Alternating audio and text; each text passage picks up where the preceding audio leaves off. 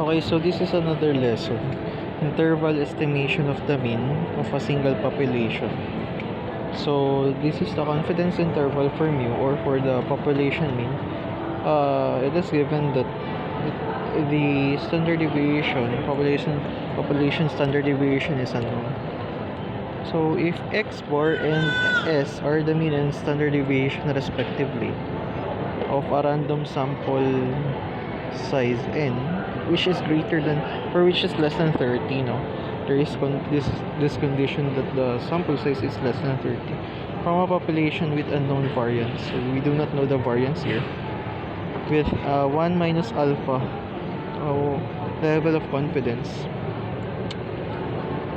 and for the interval mu is given by this. So as you can see, the only difference between the first formula or between the first confidence interval and this confidence interval is instead of we have z here, we have t, and instead of having the population standard deviation, we have the sample standard deviation given by s.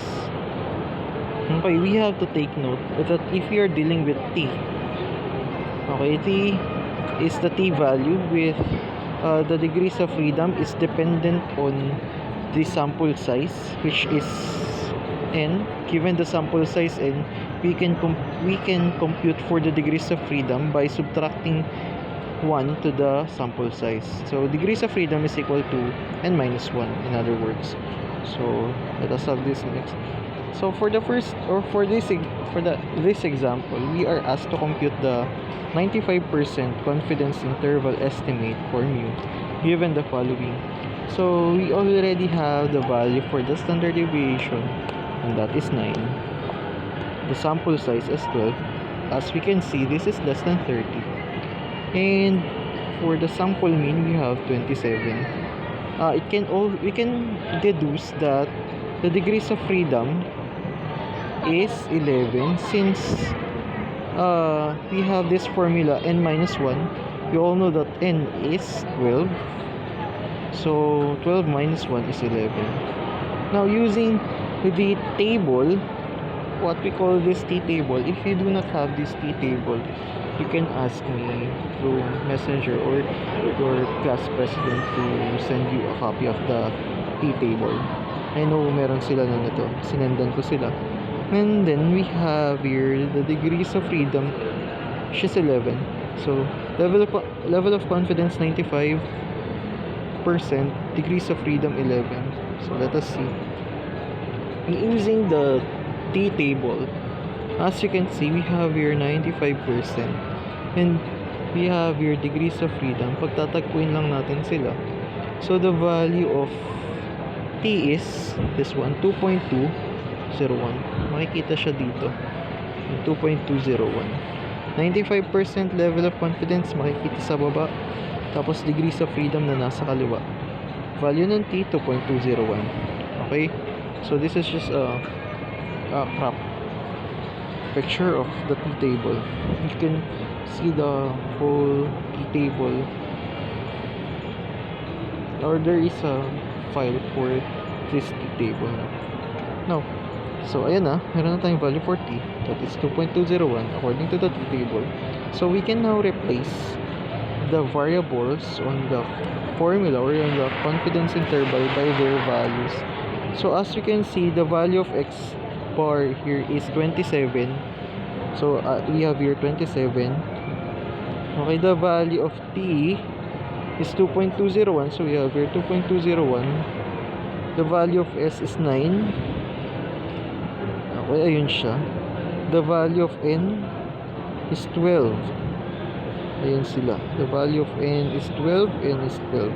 So kung ano yung nandito, yun lang yun din yung nandito. The only difference is, in this case, we are going to add the error. This one is the error. On the right side, rather, we are going to add the error.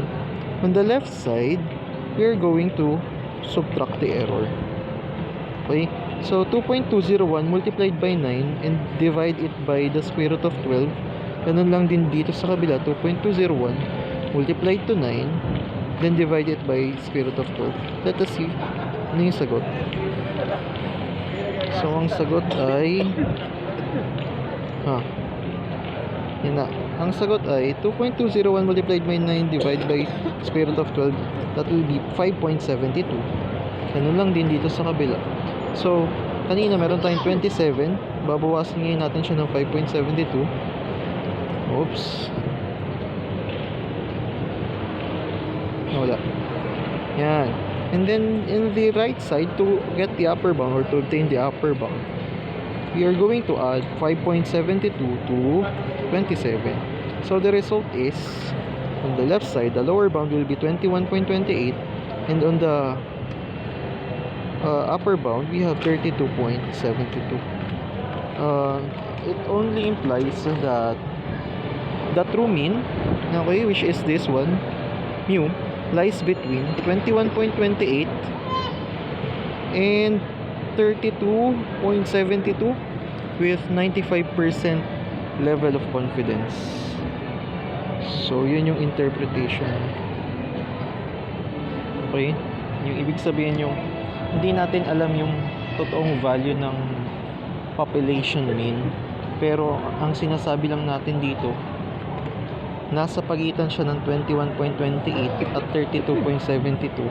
At kung gaano tayo kasigurado, 95% sure na sigurado tayo dito naglalay yung population mean. Okay? So, I think this one is another example. Okay? So, let me explain also this one. The contents of 7 similar containers of sulfuric acid are those, hindi ko na babanggitin. Find a 95% confidence interval for the mean content of all such containers, assuming an approximate normal distribution for containers content. So, X bar, kinumpute ko siya, itong pitong ito, ano yung average niya. It goes to show that the sample mean is 10. I also computed for the standard deviation. The standard deviation is 0.283. And how did I obtain this 7? Because there are 7 samples, 7 numbers that we have here as sample. Now, we can now obtain the degrees of freedom. We can determine the degrees of freedom by subtracting 1 to the sample size n. So, sample size is 7 minus 1. We have here 7 minus 1, and that is 6. So, we have this 6 as the degrees of freedom, and we have this 95% level of confidence. So, let us see. Oops. Okay. Hindi nagpakita yung T. Pero kung titingnan natin sa T-table, nawala yung T-table dito. Hindi ko alam kung bakit. According to that, ang value ng T ay 2.447. Okay, so ayan na. We have value of T as 2.447. Palit-palit lang. X bar, ito yung formula. X bar is 10. Value ng T 2.447 dito.